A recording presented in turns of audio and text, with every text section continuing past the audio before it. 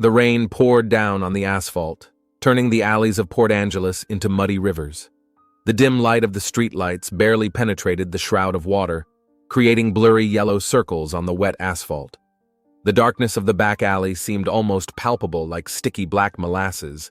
The sound of police sirens cut through the rain, and soon 2 silhouettes appeared in the alley.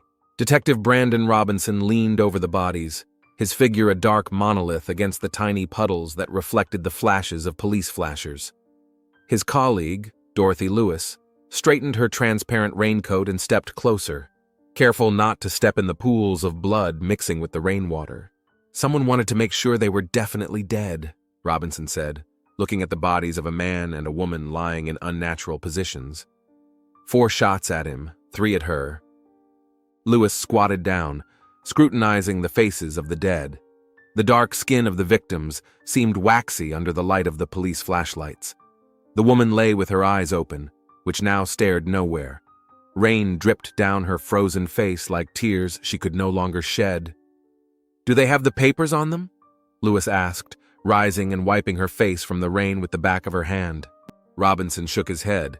"No wallets, probably a robbery, but—" He stopped, scrutinizing the faces of the dead.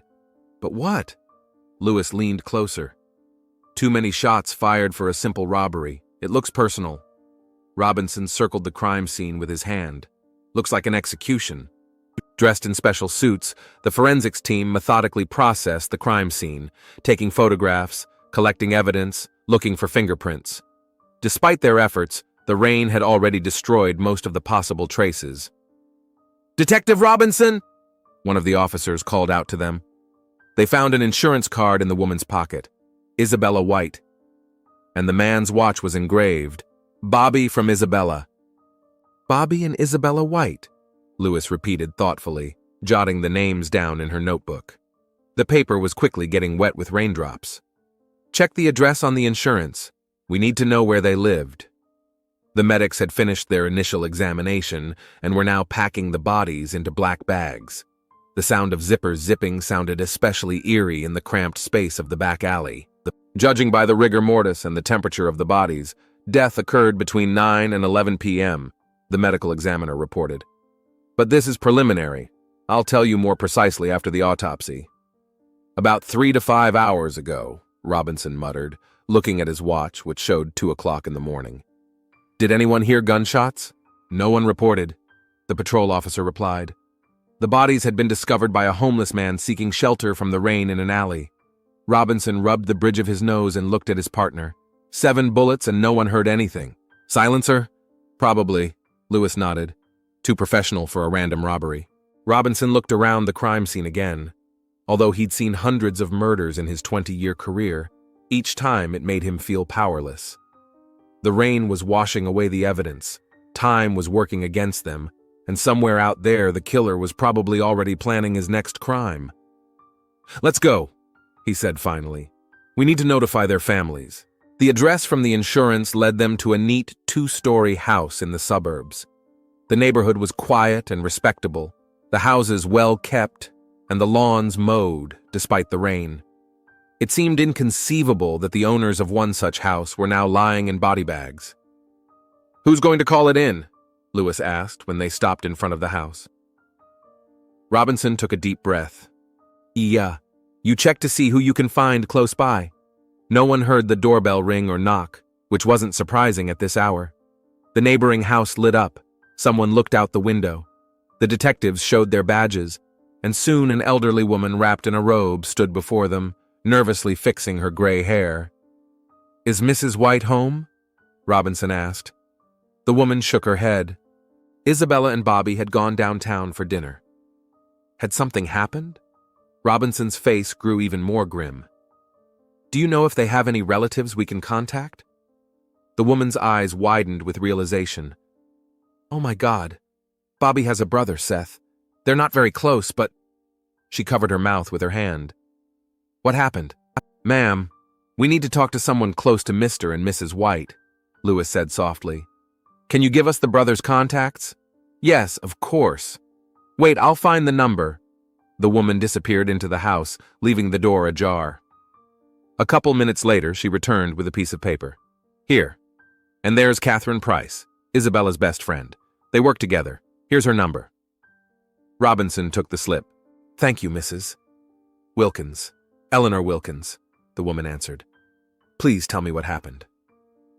Robinson and Lewis looked at each other, and Robinson said softly, I'm sorry, Mrs. Wilkins, but Mr. and Mrs. White were victims of a crime. They are dead.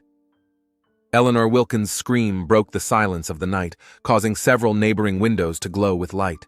In the morning, detectives received the first autopsy results. Bobby White, 40 years old, and Isabella White, 35 years old, died of multiple gunshot wounds. Weapon was a 9mm pistol, presumably with a silencer. Bullets are regular, unmarked, no prints, no DNA, no signs of a struggle. They were taken by surprise, Robinson concluded, reviewing the reports. They weren't expecting an attack. Lewis nodded, pouring herself a cup of coffee in the police station office. That means they probably knew the killer, or at least didn't perceive him as a threat. Catherine Price is already here, the officer reported, peering into the office, waiting in the interview room. Catherine Price was a thin woman with short hair and eyes red from crying. She sat with her arms wrapped around herself and flinched as the detectives entered the room. Miss Price, Robinson began, sitting down across from her. Thank you for coming in. We realize this is a difficult time for you. Catherine nodded, clutching her napkin in her hands. I still can't believe it. Isabella and I were talking yesterday afternoon. She was so happy. How long had you known Mrs. White? Lewis asked. Almost 10 years. We worked together in the accounting department of a construction company. Catherine tried to take a deep breath, but it was cut short by a sob. I'm sorry. It's all right, Lewis said softly. Take your time. Catherine wiped her eyes. Isabella was my best friend. We told each other everything. Do you know if the White family had any enemies? Robinson asked. Someone who might have had a motive to harm them? Catherine shook her head. No, everyone loved Isabella. She was a light, always smiling, always helping. And Bobby? She hesitated. Bobby was a good husband, at least to her. Lewis raised an eyebrow. What do you mean? Catherine looked uncertain. I don't want to speak ill of the dead, but Bobby's first marriage wasn't a happy one. His first wife, Layla, drowned in a lake 7 years ago. It was a tragedy, but Bobby didn't seem all that upset. A few months later, he was already dating Isabella. Had they known each other before his first wife died? Robinson asked. Yes, they worked together. Isabella always said that nothing had happened between them before Layla's death, but do you doubt it? Catherine shrugged her shoulders. Sometimes I thought their relationship started earlier, but Isabella swore it didn't, and I believed her. How long had they been married? Lewis asked. 6 years, married the year after Layla died. Robinson tapped his fingers on the table thoughtfully. What do you know about Bobby's first wife? Did she have any family? Friends? Not much, Catherine answered. I know she had a brother, but he lived somewhere on the East Coast. Parents are dead. She was pretty withdrawn, as far as I know. When was the last time you saw Isabella and Bobby? Lewis changed the subject. Yesterday afternoon. They were going out to dinner at Bella Italia downtown. It was their little ritual. Every month they celebrated the anniversary of their first meeting. A childish but sweet custom. Catherine smiled through her tears. Isabella had loved those evenings. Robinson made a note. Were they planning to walk? No, they had a car, a black BMW X5. She stopped talking. Strange that they were found in an alley. They never went to places like that. Maybe they were lured there, Lewis muttered, and Catherine shuddered. Miss Price, Robinson leaned forward. Can you recall anything unusual in Isabella's or Bobby's behavior lately? Were they worried about anything, perhaps? Received any strange phone calls? Catherine thought for a moment. No. Or wait. Isabella had mentioned that Bobby had gotten a little jumpy in the last couple weeks. She thought it was work-related. He was a financial advisor, and he'd had a difficult client. But she didn't know the details. The name of the client? No, Bobby didn't discuss such things with her. Robinson sighed. Thank you, Miss Price. If you remember anything else, even a little thing, give us a call. He handed her a business card. Catherine took the card and suddenly asked, Who did this? Who killed my friend? We're working on it, Lewis replied softly. and we'll find the answer. After Catherine Price left, detectives gathered more information about the victims. Bobby White was indeed a financial consultant at a large firm with an impeccable reputation. Isabella worked as an accountant. Both had clean credit histories, no debts except for a mortgage, no criminal record, not even parking tickets. Their car was found 2 blocks from the murder scene, locked, no signs of forced entry. Too perfect a couple, Robinson muttered as he studied their photos. They were all smiling, hugging each other, looking happy. "Do you think the past has come back for revenge?" Lewis asked, leaning on the edge of his desk. "The first wife?" "The first wife is dead," Robinson reminded her. "Drowned in the lake. But her brother—" "Maybe," Lewis nodded. "By the way, Seth White, Bobby's brother, has agreed to meet us. He'll be here in an hour." Robinson looked at his watch. "Great, maybe he can shed some light on the story." Seth White was the opposite of his brother. While Bobby was tall, trim, and always impeccably dressed, according to the photos, Seth looked worn out, his face gaunt, his clothes worn, his hands blistered. As he waited in the interrogation room, his gaze stayed fixed on the walls, the ceiling, the floor. "Mr. White," Robinson began, entering the room. "Thank you for coming. We're sorry for your loss." Seth grinned wryly. "Let's not do that. Bobby and I haven't spoken in the last 3 years." "Why?" Lewis asked, sitting down across from him. "Let's just say we had different ways of looking at life." Seth rubbed his face. "Bobby always wanted to be on top, no matter what the cost. Me," he shrugged. "I prefer to sleep easy." "What do you mean?" Robinson leaned forward. Seth sighed. "Look, I don't want to speak ill of my brother, especially now, but Bobby wasn't a saint. He always put himself first." "Do you know anyone who might have wanted him dead?" Lewis asked bluntly. "The list could be long," Seth grinned bitterly.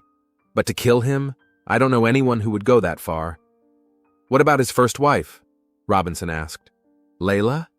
Seth's face changed, hard. "Layla's dead, drowned. Did she have a family? Someone to hold a grudge?" "A brother," Seth answered reluctantly. "Devin. But he moved out of state a long time ago, and I don't think he'd be out for revenge 7 years later." Robinson and Lewis looked at each other.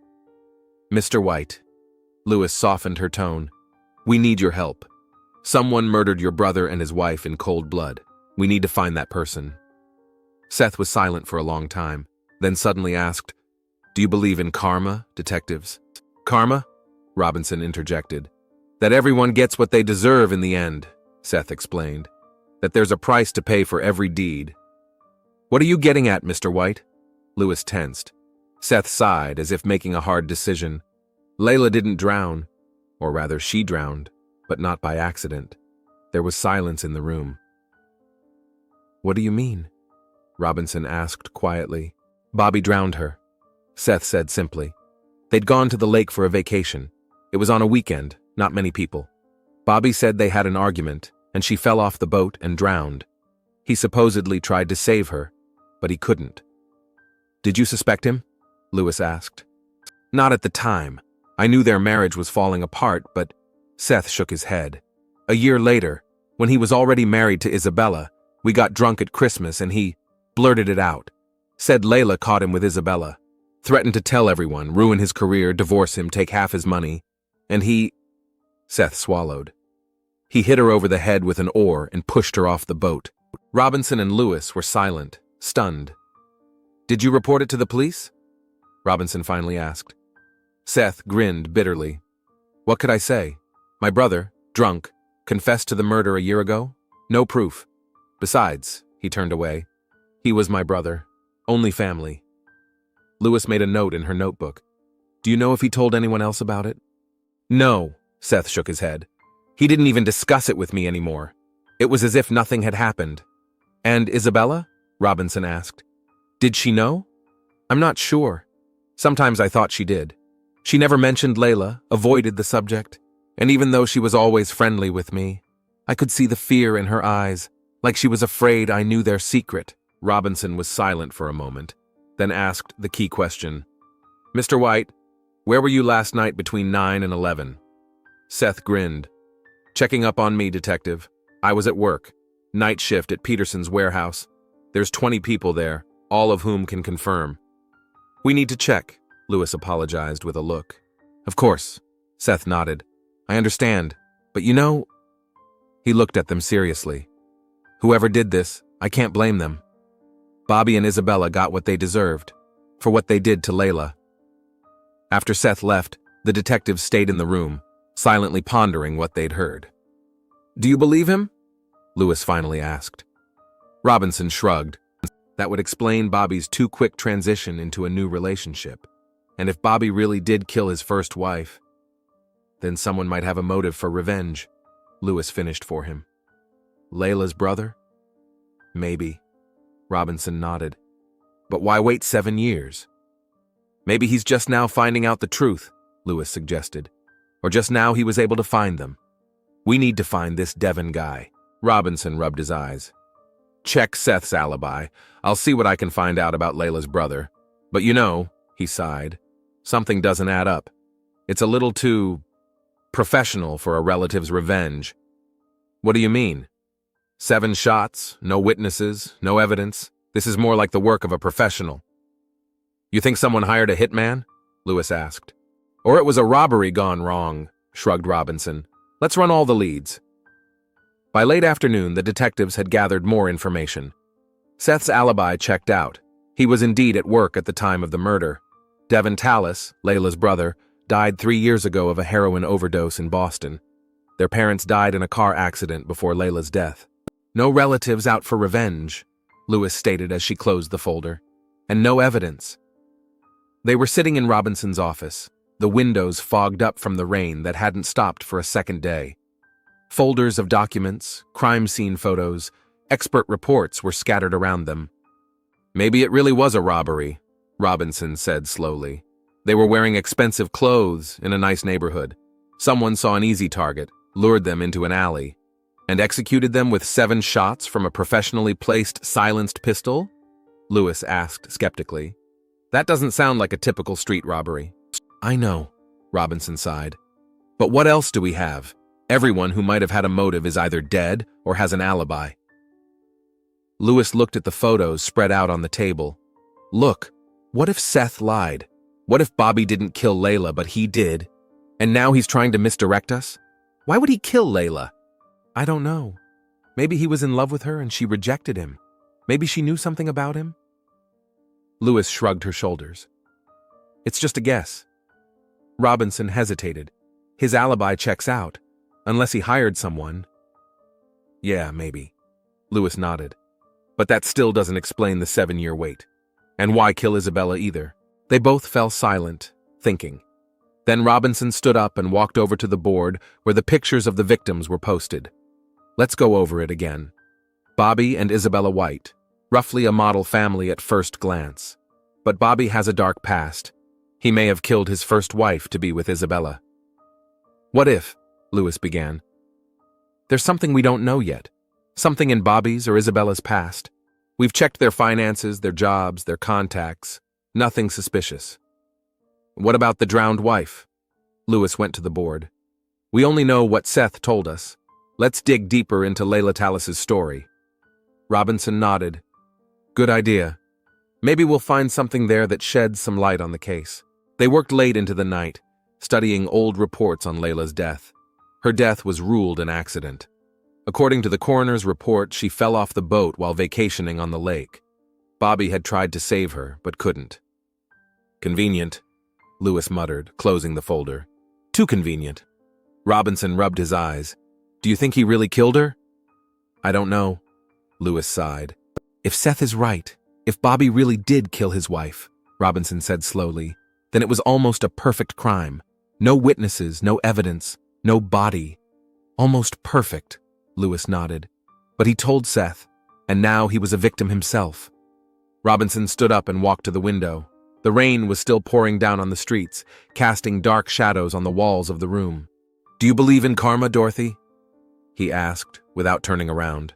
Lewis looked at her partner. I believe that the truth always comes out in the end, and that every crime leaves a trail, no matter how hard the perpetrator tries to hide it. Robinson nodded. Then let's find those traces. He turned to the board where the pictures of Bobby and Isabella had been placed and added an old picture of Layla Tallis next to them. 7 years is a long time, he said thoughtfully. If someone waited that long to exact revenge, it had to be someone very patient and very determined. And very resentful, Lewis added. A relative of Layla's, perhaps? Although Seth said her brother was dead. Let's check again, Robinson decided, and try to find any other relatives or close friends of Layla's who might know the truth about her death. What if it was a robbery after all? Lewis hesitated. A random coincidence. Robinson shook his head. Too many coincidences. 7 shots, no witnesses, a professional job, and Seth, who is telling us right now that his brother actually killed his first wife. It's all connected, I'm sure. Then we need to dig deeper into the past, Lewis agreed. Find out more about what happened 7 years ago at the lake. Robinson glanced at his watch. It was well past midnight. We'll go there in the morning, he decided. Talk to the locals. Maybe someone saw something back then. Lewis nodded, gathering up the papers. And see if there's any evidence left behind. After 7 years? Robinson asked skeptically. Sometimes even after all these years you can find something that was missed, Lewis shrugged. Especially if the investigators weren't looking into a murder at the time, just an accident. Robinson nodded in agreement. You're right. Any lead could lead us to Bobby and Isabella's killer, and if it's connected to Layla's death, we'll know the truth about both crimes. He looked at the picture of Layla Tallis on the blackboard. From the black and white photo, a young woman with a serious look looked at him. Who could avenge her death after all these years? And who knew the truth about what had happened at the lake? Well, it's time to go home, Robinson said as he put on his coat. Tomorrow would be a long day. As the detectives left the station in the pouring rain, they had no idea that their investigation would soon take a completely unexpected turn, and that the truth would be more shocking than they could have imagined. The signal came in the early morning hours, as Brandon Robinson spent the 3rd hour going through the white case files. Outside the police station window, it was just beginning to lighten, the gray dawn slowly pushing out the darkness of the night. The rain had finally stopped, but heavy clouds still hung over the city, threatening to fall again at any moment. Robinson, the duty officer called to him, peering into the office. We've got a GPS signal from Bobby White's cell phone. The detective took a moment to look at the paperwork. Where? 43 Rainier Avenue North. Signal's stable, hasn't moved for 20 minutes. Call for backup. Robinson was already holstered. And call Lewis. 15 minutes later, Dorothy Lewis was waiting for him in the patrol car, clutching a cup of coffee. Her eyes were red from sleep, but her gaze was focused. Did you get any sleep? Robinson asked, starting the engine. 2 hours. Lewis shrugged. Couldn't get much more than that. I kept thinking about the case. Did you find anything? Nothing substantial, she shook her head. Everything about Layla Tallis's death seemed plausible. Eyewitness testimony, the crime scene investigation. If Bobby did kill her, he thought it through. Robinson pulled onto an empty morning road. Hopefully White's cell phone will give us something concrete. As they approached the address, the landscape outside the window grew bleaker and bleaker. The well-kept suburban homes were replaced by dilapidated apartment buildings with peeling paint. The streets were empty, with only the occasional lone figure huddled against the walls of the houses. 43 Rainier Avenue appeared to be a 3-story brick building that had clearly remembered better days. Several of the windows were boarded up with plywood, the front door held on a single hinge. Not a very prosperous place, Lewis muttered, glancing around. What was White's cell phone doing here? Robinson parked off to the side, and soon 2 patrol cars with 4 officers joined them. The signal is coming from the 3rd floor, apartment 37, the technician radioed. The signal is still active. Robinson gathered everyone for a briefing. We're looking for the cell phone of the victim of the double murder. It's possible that the killer may be there. We're proceeding with extreme caution. The group split up. 2 officers took up positions at the emergency exit. The rest followed the detectives into the building. The inside smelled of damp, urine, and something sweet that Robinson would rather not identify. The stairs creaked under their feet, the banister wobbling. The 3rd floor greeted them in semi-darkness. Most of the light bulbs in the hallway were broken. Apartment 37 was at the end of the hallway. Robinson and Lewis stood on either side of the door, the officers taking up positions behind them. Robinson knocked. "Police! Open the door!" "Silence!" He knocked harder. "Police! We have a warrant!" Rustling and a muffled voice came from inside. Robinson nodded to the officers, and one of them battered at the door with a battering ram. The door yielded with the first blow. "Police! Everybody on the floor!" Robinson shouted, rushing inside with his gun at the ready. The apartment was a dungeon. A dirty mattress on the floor, syringes, empty bottles, a veil of cigarette smoke.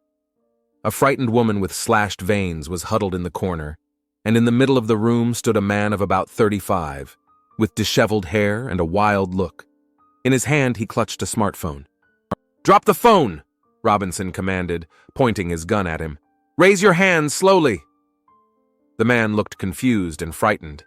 He unclenched his fingers, and the phone fell to the floor with a thud. Lewis quickly picked it up. It's White's phone. 10 minutes later, the apartment was searched. No weapons, no other belongings of the murdered men were found.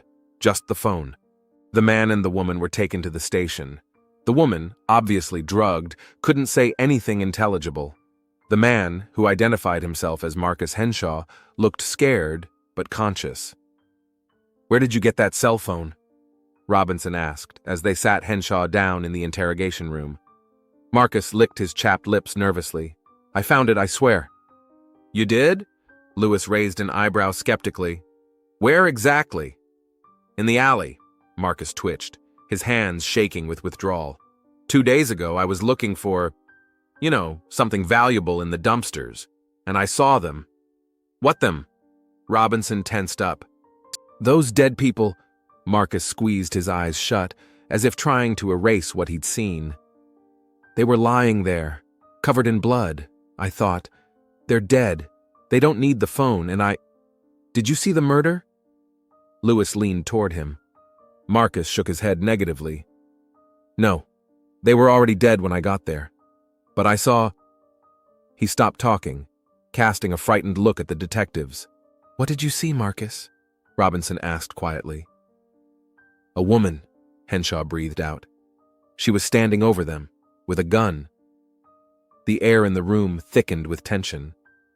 "Describe her," Lewis demanded, pulling a notebook toward her.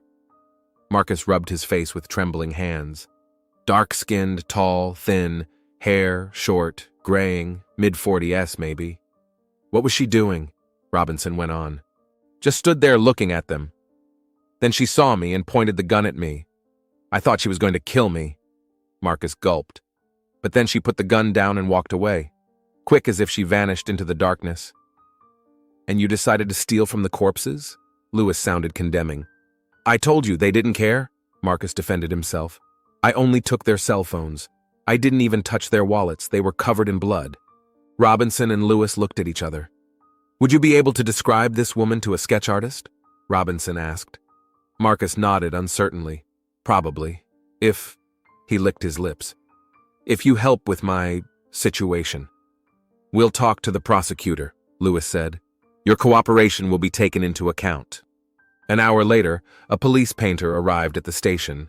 While Marcus worked with him under an officer's supervision, Robinson and Lewis studied Bobby White's cell phone.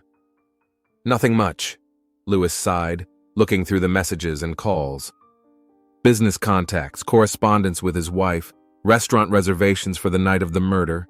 The last call was at 8:30 on the night of the murder, Robinson noted. Unknown number. "Let's check it out."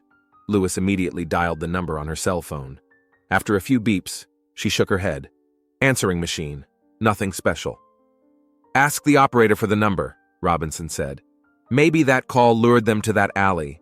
The painter finished the job faster than they expected. When he brought them the finished sketch, both detectives stared at the image with the same look of shock on their faces. "This is impossible," Lewis whispered. Robinson silently took the photograph of Layla Tallis they'd requested from the archives the day before and placed it next to the sketch. The resemblance was striking, even considering that she was 35 in the photograph and an older woman in the sketch. "We need to see if Layla Tallis is really dead," Robinson said slowly. "Now." They spent the next few hours requesting incident reports from 7 years ago and investigative files. Toward evening, a stack of folders gathered in their office, but the more they read, the more questions arose. Layla Tallis's body was never found, Lewis read out. After 3 days of searching, the operation was called off. The lake is very deep, with underwater currents. Bobby claimed she fell off the boat and went straight down. He supposedly tried to dive for her, but he couldn't find her. And the case was closed? Robinson frowned. Yes, Lewis looked up. It was ruled an accident. They issued a death certificate based on Bobby's testimony and the absence of a body. It all fits, Robinson said slowly. He hit her with a paddle, threw her into the lake, and then claimed it was an accident. Perfect for him. No body, no signs of violence, no evidence. And no one did a thorough investigation, Lewis added. A rich, grief-stricken husband, a tragic accident. Who would ever suspect murder? Robinson rubbed his chin thoughtfully. If Layla did survive, where has she been all these years? And why would she want revenge now? We have to find her, Lewis said firmly. Put out a bolo. A sketch of Layla Tallis has been sent to every patrol officer in the area. Data was also requested on possible documents issued in her name or similar names in the last 7 years. To the detective's surprise, the result came back in just 2 days. A sketch-like woman was spotted in the small town of Falks, 60 miles from Port Angeles. She worked at the local library under the name of Lorraine Taylor. It's too easy, Robinson muttered as he and Lewis drove to Falks. If she was really planning a murder, why did she stick around? Maybe she had nowhere else to go, Lewis shrugged. Or maybe she wanted to be close by, watching them from afar. The Falks Library was a small, one-story building with columns at the entrance. Inside, it smelled of books and silence. Behind the counter sat a woman Robinson recognized immediately as Layla Tallis, despite her short, graying haircut and thin-rimmed glasses. When they presented their badges, she didn't even look surprised. Just nodded to her colleague, whispered something about urgent business, and quietly followed the detectives to the exit. Layla Tallis? Robinson asked as they stepped outside. The woman didn't deny it. I've been waiting for you. You were bound to come sooner or later. You're under arrest for the murder of Bobby and Isabella White, Lewis said, pulling out her handcuffs. You have the right to remain silent. I know my rights, Layla said calmly, holding out her hands, and I'm ready to tell you everything. I won't deny anything. At the Port Angeles police station, Layla Tallis sat in the interrogation room, remarkably calm. Her uncuffed hands rested on the table. Her posture was straight, her gaze clear. Looking at her, it was hard to believe that this woman had committed a double murder. I want to tell you everything from the beginning, she said, as Robinson and Lewis sat down across from her. You deserve to know the truth, and I'm ready to be punished for what I did. Robinson switched on the recorder. We're listening, Mrs. Tallis. Layla took a deep breath. 7 years ago, I was married to Bobby White. Our marriage was already falling apart. Bobby was changing, growing colder, more distant. I chalked it up to work problems, financial difficulties. I was trying to save our marriage. She grinned wryly. I thought a vacation would help us. We went to the lake for the weekend. There, I happened to see messages on his phone from Isabella. They were planning to be together, discussing how to get rid of me. Layla fell silent, gathering her thoughts. I asked him straight out when we were on the boat in the middle of the lake, told him I knew about his cheating, about his plans. He didn't even deny it. He just, changed his face. I'd never seen such hatred in his eyes. He grabbed the paddle and hit me over the head. I fell into the water. I remember him pushing me deeper with the paddle as I tried to swim out. And then darkness. How did you survive? Lewis asked, not hiding her sympathy. The current, Layla answered simply. The lake has a strong undercurrent near the eastern shore. I was swept far away from where Bobby tried to drown me. I woke up on the shore, covered in mud and seaweed. I could barely move. Why didn't you go to the police? Robinson asked. Layla grinned bitterly. What would I have said? My husband tried to kill me? I had no proof. Besides, I was afraid. Bobby always said he had connections in the police force. Part of me just wanted to disappear, start a new life. What happened next? Lewis nudged her. I made it to the nearest town. I had a small savings stashed away on a separate card. Bobby didn't know about it. I withdrew the money, bought clothes, basic stuff. Then I moved to Falks under the name Lorraine Taylor, worked as a janitor, then librarian. And all these years you've been plotting revenge? There was no judgment in Robinson's voice, only professional interest. Layla shook her head. No, the first few years I was just trying to survive, get used to my new identity, to forget everything that had happened. What had changed? Lewis asked. Layla looked up at her. 3 years ago, I found out that my brother Devin had died of an overdose. We weren't close, but it was the only family I had, and the news mentioned that before he died, he was looking for information about my death. Didn't believe it was an accident. So I started following Bobby and Isabella from the shadows. I saw how well they were doing. Her voice hardened. They were living happily ever after, at the expense of my supposed death, at the expense of attempted murder, and no consequences, no punishment. And you decided to be judge, jury, and executioner, Robinson stated. I decided to right an injustice, Layla said firmly. Bobby had to pay for what he'd done, and so did Isabella because she'd known all along. She was an accomplice. Where did you get the gun? Robinson asked. I bought it on the black market in Seattle, Layla answered without hesitation. Spent most of my savings. Then I followed their routine, found out about their monthly dinner. That night I called Bobby, told him I knew about the lake, set up a meeting in the alley. He showed up with Isabella. I guess he was afraid to go alone. And you killed them, Lewis finished. Yes, Layla replied simply. I did. You don't look like a cold-blooded killer, Robinson said. Layla looked at him with a sad smile. I wasn't. Bobby changed me. His betrayal, his attempt to kill me. 7 years of living under a false name, in fear of being found. It changes a man, detective. Why didn't you throw away Bobby's cell phone? Lewis asked. You had to realize it would be used to find you. I wanted to be found, Layla replied calmly. I did what I set out to do, and I'm ready to answer for it. The interrogation lasted another 2 hours. Layla told all the details. How she had survived the attempted murder, how she had treated her head injuries on her own, afraid to go to doctors, how she had created a new identity, how she had planned her revenge and carried it out. She spoke without emotion, as if she were talking about someone else. As she was led away to her cell, Robinson and Lewis sat silent for a long time. She's unrepentant, Lewis said finally. Not at all. Would you repent if you were her? Robinson asked thoughtfully. The man she trusted tried to kill her, stole her life, and lived happily all these years. That doesn't justify murder, Lewis reminded him, though there was no conviction in her voice. It doesn't, Robinson agreed, but it helps me understand. He stood up and went to the window. The rain had started again, drumming on the glass. Bobby killed Layla Tallis 7 years ago, he said quietly. At least the Layla she was, and created the one that killed him. What's going to happen next? Lewis asked. The trial? Robinson shrugged. Maybe the jury will show leniency given the circumstances.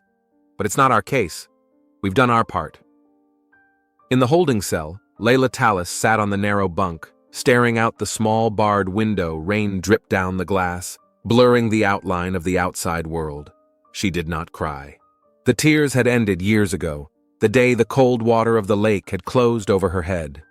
The cell door opened, and Dorothy Lewis came in. Brought you some coffee, she said, placing a paper cup on the small table. Prison's awful. Layla looked at her in surprise. Thank you, detective. But why? Lewis sat down on the edge of the bunk. I wanted to ask you something off the record. Ask away, Layla nodded. Are you sorry? Lewis asked bluntly. Not that you got caught, but that you killed them. I've thought about it a lot, and you know, no, I don't. It's weird, isn't it? I was just an ordinary woman. I worked as an accountant. I dreamed of having children.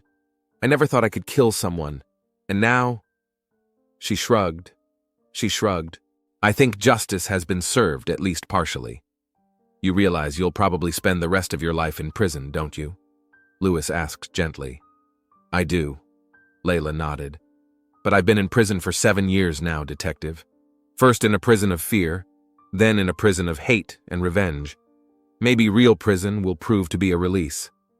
Lewis was quiet for a moment, then said quietly, "We found some interesting details in an old case.